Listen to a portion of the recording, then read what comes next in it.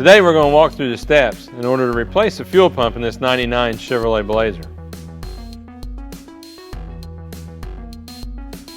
Before we begin the repair, we'll now disconnect the negative battery cable. We need to bleed the pressure off the system. Always be sure and capture any fuel that you bleed off into a safe container. Now we will raise the vehicle in order to gain access to the fuel tank. First we will remove the fuel filler hose and then the fuel vent hose. Now we will remove the straps and start lowering the tank. Once we lower the tank to this position, we now have access to the fuel line fittings and the electrical connections. We will first disconnect the electrical connection, being sure to remove the safety retainer. Now we can disconnect the fuel line fittings. Note that there may be some residual pressure at this point. Be sure and capture any fuel in a safe container.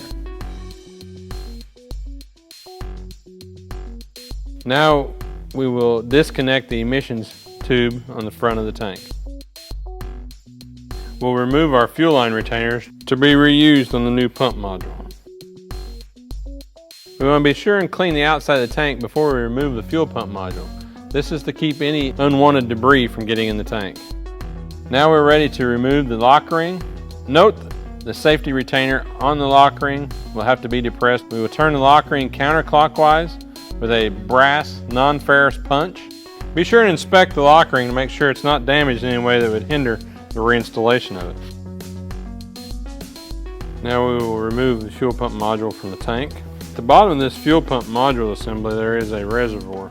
Be sure and capture any fuel that may be in that reservoir. At this point we need to drain the remaining fuel into a safe container and then clean the inside of the tank. We want to be sure that the tank is as clean as possible to allow a clean environment for the fuel pump. Now that we've cleaned the inside of the tank, we can install our new Airtex fuel pump module. Within this installation kit is a tank seal, a GM wiring connector that may be used on some applications, and assorted instructions. The cinder arm is attached to the fuel pump reservoir. We'll need to remove the red protecting cap on the end of the cinder arm.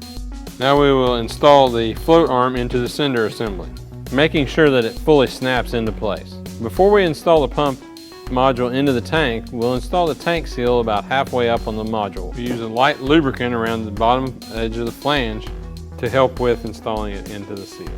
On the top of the fuel pump flange is a locating tab. Also in the top of the tank is the location where this tab will set.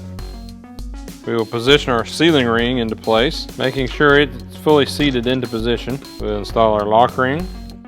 Now we can take our non-ferrous brass punch and complete the installation of the tank ring. Always note that the safety retainer is fully seated into the lock ring.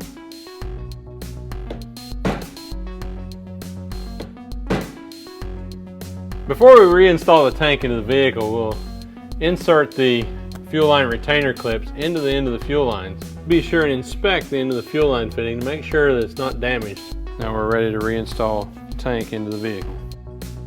We will need to reposition the fuel filler hose and vent hose onto their fittings. Reconnect the emissions line on the front of the tank. We can reattach our fuel line connections and our electrical connections.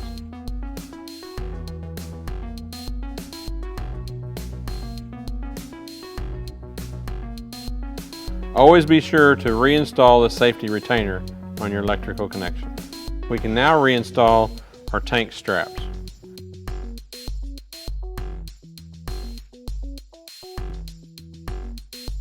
We'll reconnect the negative battery cable and cycle the key 2 to 3 times to recharge the system. Once we have the system recharged, we'll start the vehicle and monitor our fuel pressure to make sure that it is within vehicle specification.